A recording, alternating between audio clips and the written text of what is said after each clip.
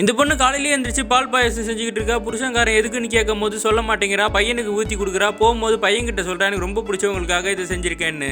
இந்த பொண்ணு ஒரு அபார்ட்மெண்ட்டில் ஹவுஸ் கீப்பிங் வேலை பார்க்குற எல்லாரையுமே மேனேஜ் பண்ணுற வேலை பார்த்துக்கிட்டு இருக்கா. இவ செஞ்சு வச்ச பாயசத்தை அதே அபார்ட்மெண்ட்டில் இருக்க ஒரு பொண்ணுகிட்ட எடுத்துகிட்டு போய் ஹாப்பி பர்த்டேன்னு சொல்லிட்டு அந்த பொண்ணுகிட்ட கொடுக்குறா. 2 பேருமே சேர்ந்து அதை குடிக்கிறாங்க.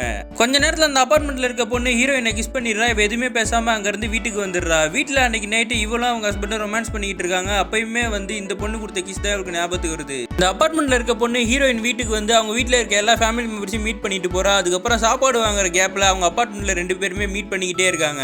இந்த பொண்ணு ஹீரோயின் கிட்ட இன்னைக்கு நைட்டு எங்க வீட்டில் நம்ம ஸ்டே பண்ணலாம்னு சொன்ன உடனே ஹீரோயினும் யாருக்கும் தெரியாம அவ வீட்டுக்கு போயிடுறா. நைட்டு ஃபுல்லா அவங்க 2 பேரும் தனியா ரொமான்ஸ் பண்ணிக்கிட்டு இருக்காங்க.